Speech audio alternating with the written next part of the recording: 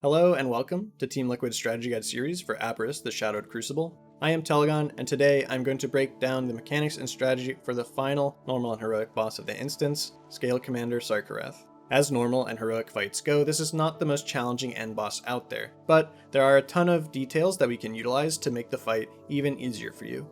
Firstly, let's talk about ability targeting. Baiting abilities by having your players stacked together for certain mechanics can make every phase feel much cleaner and easier overall. In Phase 1, we have Searing Breath baited on melee, and Scorching Bomb baited on ranged. In Phase 2, we have Abyssal Breath and Void Bomb baited on ranged, but Umbral Blossoms baited on melee. In Phase 3, Black Hole can be baited on players with 0 Oblivion stacks, and Void Bomb is baited on ranged. With this in mind, let's talk about each phase in order, beginning with Phase 1. We begin and end the phase with Glittering Surge, which deals large amounts of damage throughout the channel. So, we need to have large amounts of healing for both Glittering Surge casts. The phase-defining mechanic is called Oppressing Howl, which the boss casts directly following the first Glittering Surge, knocking players back and applying a debuff. During the phase, players must remove this debuff by being hit by either Searing Breath or Mass Disintegrate. You can either spread out clears or coordinate them along with healing CDs, as clearing the debuff does damage to the entire raid. We'll want our range to be stacked away from our melee to bait Scorching Bombs, which pulse damage before exploding for raid damage and leave behind a fiery ground effect.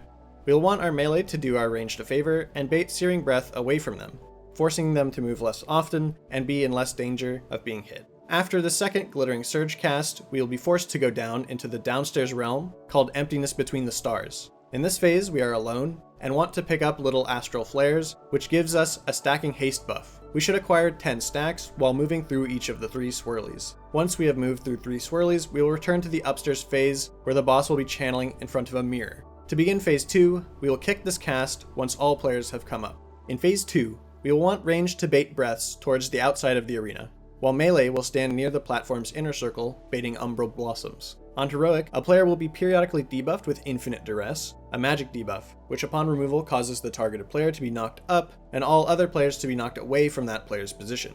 This player should move to the edge of the room, and the rest of the raids should move so that they get knocked deeper into the room. Whenever the boss flies for an Abyssal Breath, Null Glimmer adds are spawned at his initial position. These adds cast should be interrupted or stopped, and on Heroic they should be moved inside an Umbral Blossom to remove their healing buff. During Phase 2 and Phase 3, we will need to deal with a mechanic called Void Bombs. This mechanic spawns on ranged players and creates a ground effect where a player will need to walk over it to be debuffed. At that point, they are carrying the bomb, which will explode later after 20 seconds. The player will need to be downstairs for that explosion. To accomplish this, you can stand in any void mechanic on the ground in P2, and in P3 you should use the moat swirlies as they apply 5 stacks at a time. To begin Phase 3, the boss will fly away for a short time before returning in his ultimate void form. Swirlies called Motes of Oblivion exist in this phase and apply 5 stacks of Oblivion if you are hit. If you need to go down in this phase, this is the way to do it. Otherwise, you should take care to avoid them, as it is a large amount of unnecessary damage and can easily force you downstairs at inopportune moments. During this phase, a couple players will be targeted periodically by hurtling barrage. You should move away from the raid if targeted and avoid hitting them with this line mechanic. The tank mechanic becomes a frontal cleave in this phase and also applies a debuff that explodes for raid damage based on the amount of damage taken when it expires. The tank can go into the downstairs realm to avoid hitting the raid for this expiration. At the beginning of Phase 3, we'll want the tank to move the boss into the middle of the room to cast Cosmic Ascension, where he will fly away for several seconds before smashing in a huge radius around his initial location. Players should move to the mirror to bait astral formations during Cosmic Ascension, and we'll hold the Infinite Duress until after the boss returns. We very much want these astral formations to be baited and spawned in front of the mirror, as the safe spots that extend from them during Scouring Eternity always occur from the direction of the mirror across the platform.